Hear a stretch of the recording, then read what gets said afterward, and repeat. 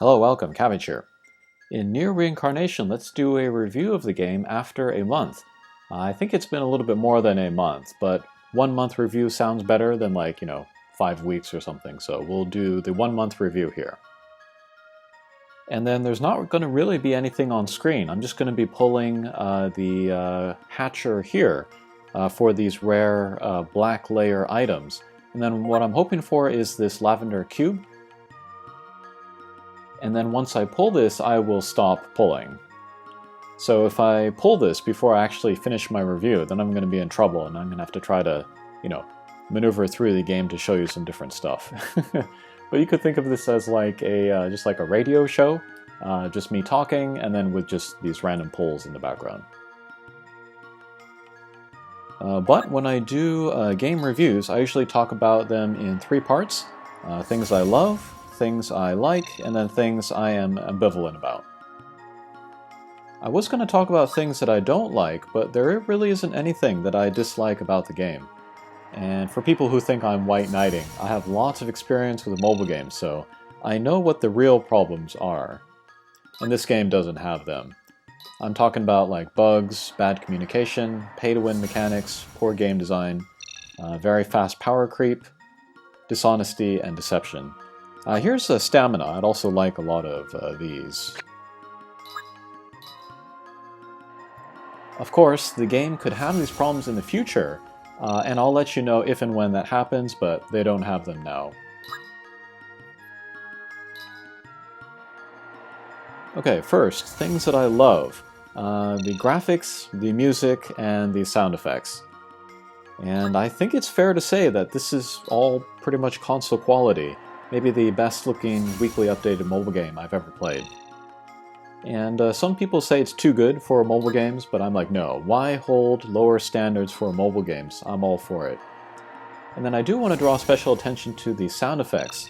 Like the whooshing and the clashing in battle is very great. The Japanese are very good at battle sound effects. And then the menu sounds are great too, but they're very different. They're more retro. Like very early computer sounds from the 70s and 80s. It's great stuff. Another thing that I love are the battle animations and the camera work. Oh crap! Alright, well I pulled the lavender cube.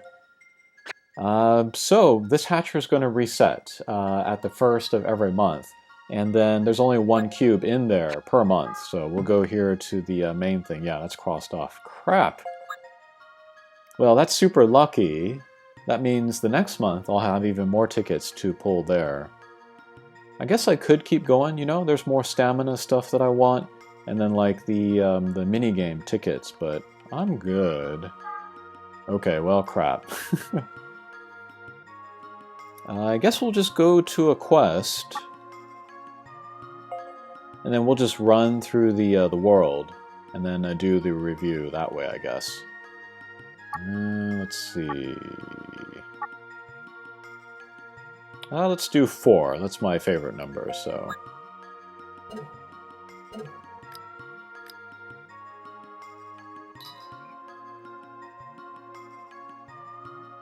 Alright, getting back to things that I love.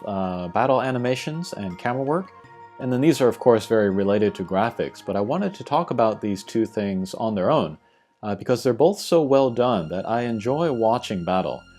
And in battle it seems more hectic and exciting than just standing in front of your opponent and waiting for the ATB gauges to fill, which is what battle is, but it doesn't feel like it. And then the animation along with the character models and the backgrounds are also good, that I want a Demon's Souls camera option where I can pause and move the camera around freely, look at faces, look at poses. And then another thing I like is the character design and the voice acting. I think top-notch looking character designs and costumes. I've recently sung the praises of 2B as being the best designed character in Japan the last 5 years. And then 2B has a great voice actress. Somehow she's cute, but also strong, just like the character. A2 is much more badass.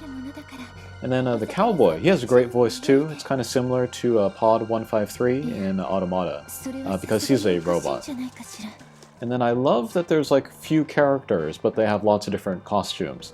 That's a lot of fun. I'm a fan of Fashion Souls. Also, I love all of the weapons in the game. I like, just a big selection of like funky weapons, like Soul Calibur, Dark Souls, and the weapons in this game are fun too. And I like weapons with a bit of a sense of humor, like the ML heads, and then the Nier team is good with a kind of sense of humor stuff, or like breaking fourth wall stuff. And then another thing I love is the weapon and unit work. In some games, I don't like leveling. In some games, I do like leveling. I have no idea what the difference is to make it fun in one game and not in another. But it's fun in this one. And if you really get into it, you kind of get a runner's high, and it becomes your favorite thing.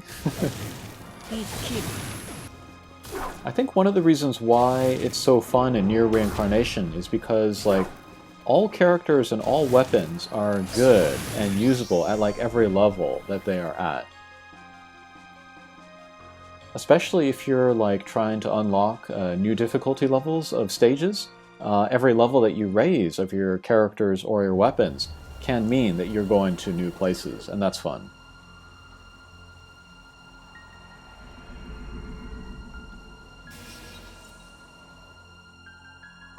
Another thing that I love is the look of the menus. We can see that here. They kind of remind me of like MS-DOS and other like monotone pre-Windows computing, which should give you a hint as to how old I am. And again, nice sound effects on the menus and stuff. And then I like the main story. We can see Fio here, the girl in black, and then her relationship to the Black Beast. I care about them. They are the main story. I'll talk about the sub-stories later.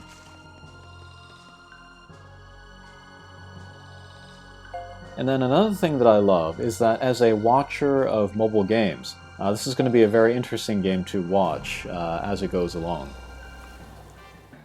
And it'll be interesting to see how it influences other games, because this walking around of the cage is pretty unique. It's a big investment as well by the company to put it in there. And like, you don't like pull the hatcher in order to get more stages of the cage. It's just in the game, like free to play, so yeah. One thing that'll be interesting to see is like how this game performs long term, how it maintains interest. I saw a lot of people like pick it up on day one and then put it down like just a few days later. For a lot of those people, it was after they beat the story.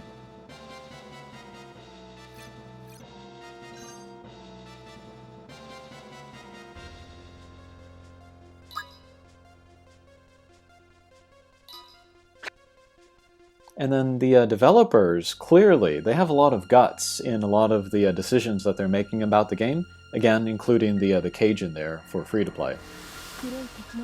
But typically, the first character that they release, like that is not a launch unit, is kind of a real marquee unit.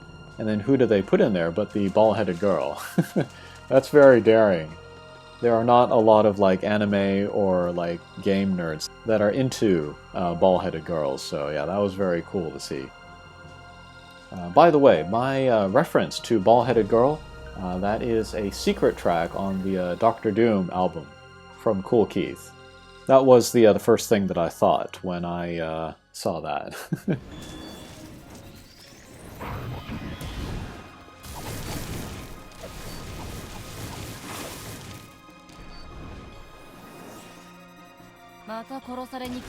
Another thing that I love is the developer communication and then the reward generosity. So far so good. They're both very clear, very quick with the communication, again with a sense of humor. Yesterday was April 1st, and so for April Fool's Day, Mama, that little floating ghost character, she took over the Twitter account for the game and was posting throughout the day, and that was pretty funny. And then reward generosity. They've given me so many pulls that as free-to-play I was basically able to max 2B and A2, so that was very cool. And then the last thing that I love about this game is the ass. This game very quickly got a reputation as an ass game. And from what I hear, Yoko Taro, one of the creators of the game, he is an ass man as well, so yeah, he's getting his say here.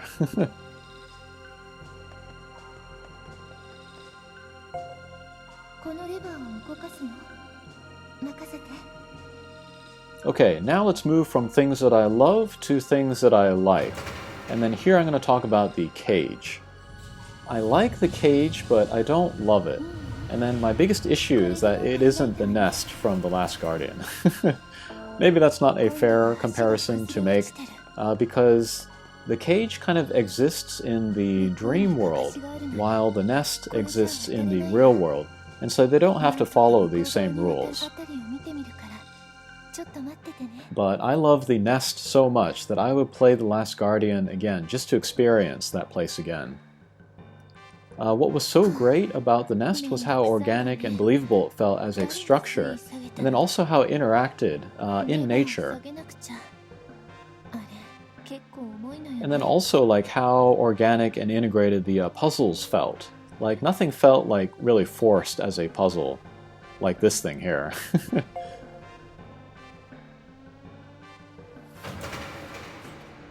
And then also in the nest, like every part of the structure felt like it had a purpose. Nothing here in the cage feels like it has a purpose. Like it's just a labyrinth designed to be a labyrinth. It's not a place where people live or work or play. The cage doesn't feel lived in. But that's okay in this world, because the cage is like a dream world.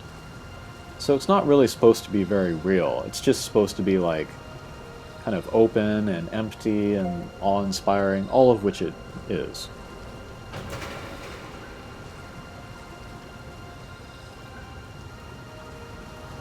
And so while the nest is closer to real, the cage is more like unreal, ethereal, surreal.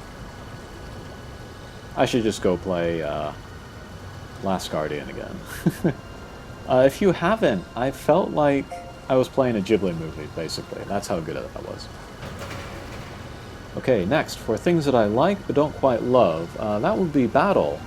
It's deeper than my first impressions. For harder fights, I do have to like pay attention and do commands with the right timing and stuff, or else I can't win. It's better than like Kotobuki, where it's more like a casual type of game, where battle is nothing more than just numbers, and it's like a little mini-movie of like watching stuff on auto battle. But what puts Nier Reincarnation battle into the like category rather than the ambivalent category is two reasons.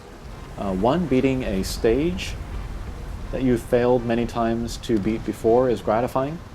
And two, again, the battle is fun to watch for the graphics, animation, camera work, voice acting, music, sound effects, costumes, and weapons. Maybe I'll be tired of it in like 3 months, but for now, battle is still interesting. A disclaimer here, this is not an action game. For a lot of people, this is going to be the biggest mental block that they're not going to be able to get around, and so it will prevent them from seeing what the game is, and then prevent them from enjoying it. Again, this is not an action game. I give this advice anytime to anyone when they start a new game. Don't go into it comparing it to other games. Take it and judge it on its own terms, and that'll be especially important here. And another thing that I like but don't love are the weapon stories.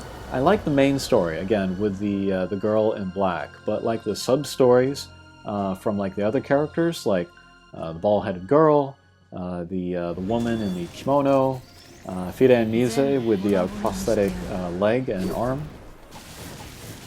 They look cool. They look like the picture books. But I don't know if I'm ever going to go back and read them again. And I was worried that my Japanese wasn't going to be good enough to understand all of the story, but not so much. So yeah, I have been reading them. I have been enjoying them in the moment.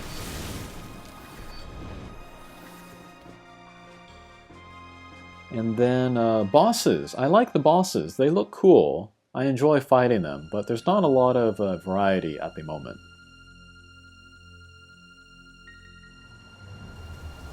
And then there is the grind. I was debating whether to put this in like or ambivalent. I don't hate it, and again, I get the runner's high. And then I previously made a video for War of the Visions, asking why is there so much auto battle? It can apply to this game as well. Why is there so much grinding? You can refer to that video if you want to know the answer to that. Okay, finally, things I am ambivalent about. One is PvP. Part of this is my own fault for just not engaging in it, but I think it's more that I'm not a giant fan of PvP to begin with. I'm old school, so I prefer the single-player experience. But also, it's just not very deep or interesting. But it's smart to stay away from PvP, because that way you can avoid player-side power creep, which is often faster than game-side power creep.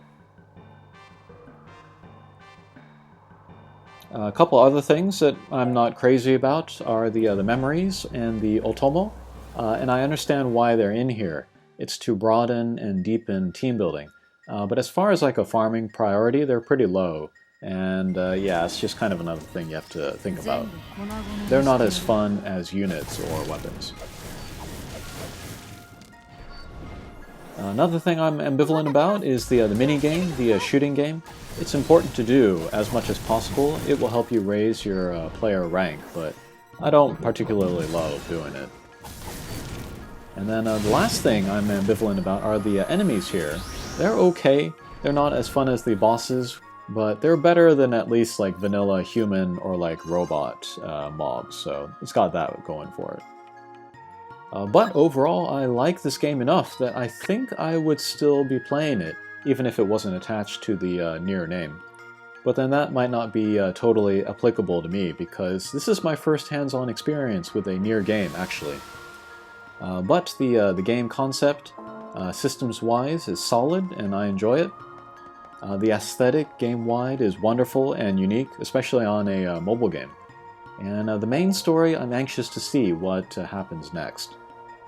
Coming into this game, I had no idea how long I would stay with it, but at this point, I think I can say I will stick around until at least the global release.